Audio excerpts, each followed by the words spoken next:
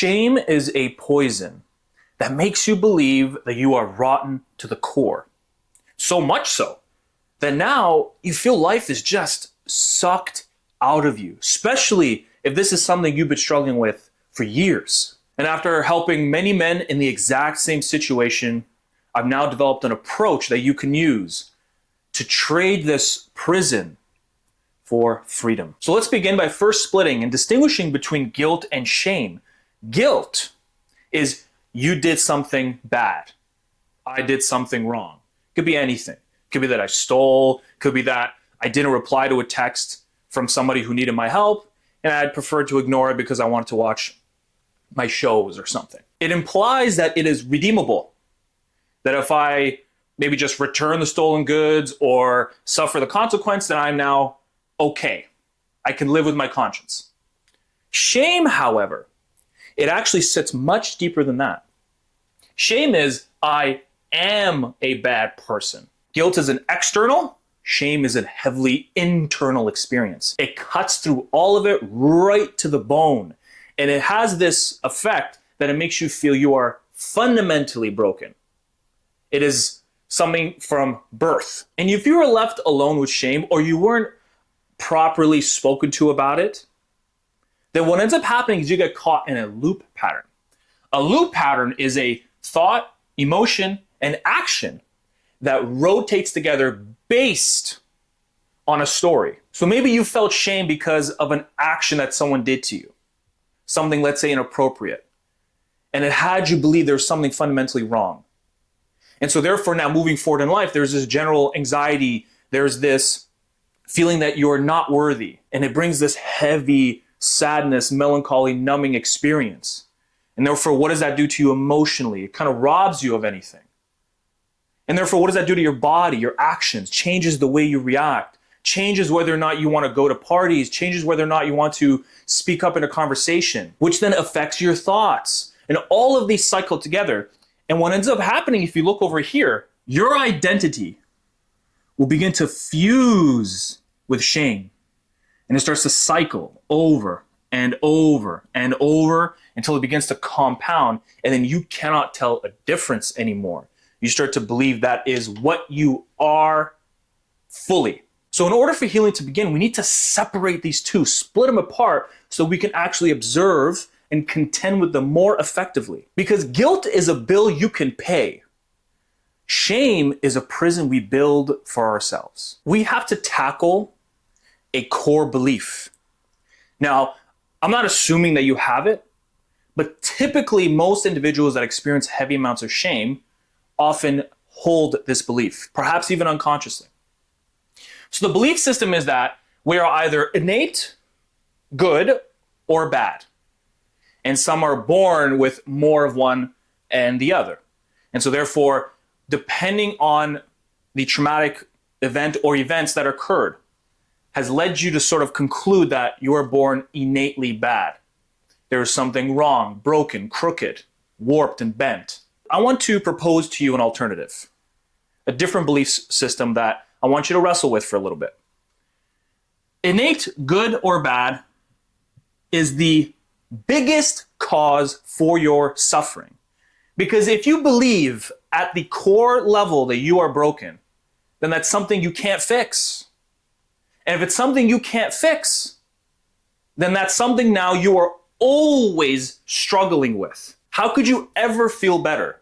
How could you ever improve on your self-concept, on the quality of your life, if we're holding a belief that 100% I am broken, there is nothing anyone can do? Potential in permanence. What does that mean? We at birth, in my opinion, are not born inherent good or evil, but rather born with the innate potential to express. And the way we express is dependent on our choices. Other factors as well, who we're around, our temperament, there's different factors for sure. But the actions we do and the way we compound them, it is choice. I can choose to have the desire to control other people to make myself feel better. Or I can decide to go into charity work and give up a lot of my free time to help somebody else or other people. It is a constant choice. The only thing you run out of is time. That is the only thing. So that's the first thing. I want you to wrestle with that idea. You are potential in permanence from birth. Next thing. Are you at fault for what happened? Because there's generally two things. It's either something happened to you or you did something. If the answer is no, I am not at fault. Take a look over here at the core desires. I matter, I am seen, I have agency. These are the absolute bedrock of how we perceive ourselves and how we experience the world. And what causes oftentimes to compensate and distort and have particular beliefs and actions and desires. I matter is the inherent worth that you have.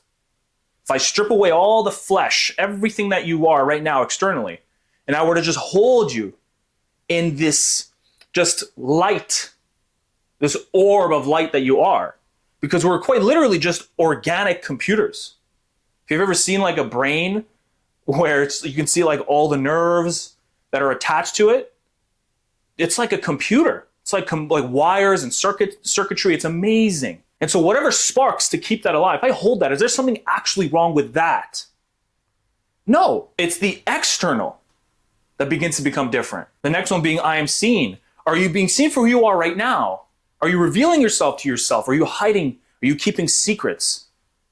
This also causes us suffering just because we don't want to share with somebody because we feel embarrassed or we feel ashamed if we tell someone that they're going to look at us differently or it's going to change the relationship with who we have around us.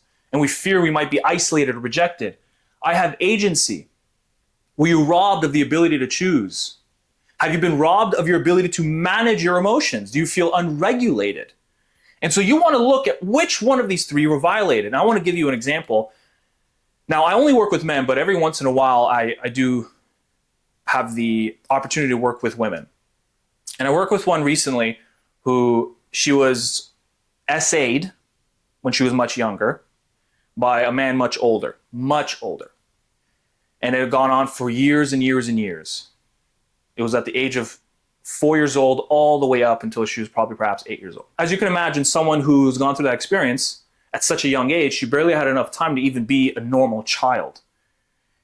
And so as time's gone on, and I sit with her and I talk to her, how do you perceive yourself? She perceives herself as fundamentally broken. Why else would that individual choose me over everybody else? And why was it repeated over and over and over again? What was violating her flesh seeped all the way down to the bone and violated those core desires. And so her inner child feels helpless. Her little child lacked agency, did not have the ability to choose or do anything. And because you can't choose, she didn't have a choice in any of it, it begins to naturally affect the other two core desires, starts to warp them and dement them. And so the practice is, number one, we need to show a tremendous amount of self-love. You have to. You need to look and have a meditative practice where you're sitting by yourself and interacting with that child that experienced whatever event caused the shame. And you have to meet that inner child where they are at right now. What are they needing? They're almost always needing love, compassion, support, and at an almost deeper level, they just want to be told it's okay that this happened. And the process is to begin to heal these core desires by applying mantras, affirmations, daily practices, centering drills. And by the way, down below, I got that waitlist for my free community. July 11th is the official launch date. But if you sign up to the waitlist, you get early access to not only the community with like-minded men who are on the same path and journey, which also makes the healing process work much quicker because you have a support network now. You're not isolated, you're not alone. And you also get my entire system for free. And the reason why is because once you're inside the community, there are going to be those of you who want deeper support, more accountability. And you can have access to me for one-on-one mentorships, or we could do inner circle group sessions where we have a few of us gather together every single week and we can work together, implement my method, implement my system to then have you move towards a life where you feel a lot more free. But what if you were at fault? First thing is seek forgiveness. Question is from who? Of course, perhaps those that you've wronged. When I went through a period of my life where, I was bullied, but then I became the bully, and I tormented kids. And after I tormented them for some time, the pain of what I did was lingering. My conscience was killing me. And I had to apologize. I had to humble myself in front of them. Not in a cowering way, but in I have seen what I have done. And that's mine to carry. But number 2 is asking forgiveness from yourself. We torture ourselves. The person that did that act, we separate them internally, and then we berate and we attack. But that's still you. That is still your inner child, the inner boy. So we need to seek forgiveness from him. I'm sorry that I've been saying this to you. I'm sorry that I've been attacking you. Because we realize that we were complex. We're all complex. It's not so simple. It's not so easy to just point out that, it's just everyone's good. Everyone's good and I'm just bad. It's not that way. And don't allow yourself to believe that. Now, this last approach I'm going to show you is not really common. I don't really often see it. And perhaps for some individuals, it can be controversial. But in my journey to healing from some of the shame I experienced in my life, it made a dramatic difference. It's counterintuitive at first, but it works incredibly well. When I went through my phase of bullying and tormenting other kids, there was 2 parts within me. One part of me was hurting, doing what I was doing. I knew it was wrong. I knew I was causing just distress, and I was affecting their core wounds. Now, I didn't know it in detail at the time. I was just a kid. But I felt internally, I'm going against the universe. I'm going against God. I'm hurting God. But it's the second part. The second part of me that actually enjoyed what I was doing. I enjoyed seeing the fear. For once, they were afraid and not me. For once, I was in control. And it's when we try to suffocate this second part that we cause a lot of our struggle and our internal friction. But that's all based because if we have the belief system that we are either innate good or bad, that if we have those desires come up, we try to really ignore and suppress and squash them. But it only makes things worse. So instead, I want you to try wrestling with this idea that not only are we innately just potential impermanence, but we are a force of nature. We have the capability of doing wrong, the capability of violence. And it's being able to embrace and see that part of yourself without rejection. The misconception is if we engage with that part of ourselves, we're going to sink into it. We are going to bring it to life. That is only if you act on it. Choice becomes when you are now able to see both fully and you understand how they operate within you. What part of you is good, that desires growth, that is charitable, that is loving, compassionate, and all these other positive traits, let's say. But then what part of you is destructive, vengeful, angry, lustful? What does that part of you look like? Fully understand it. Bring it into your circle. Because once you have the awareness of it, you can then pick up on its signals. Because if it's unconscious, it will operate in the background and it will control you rather than you noticing it and finding a way to either stop the action of what it wants or incorporating its power towards the good. Healing our shame comes not only from the love and compassion we give ourselves for the events we couldn't control. It is also healed from owning the potential for destruction we carry and utilizing this force for good.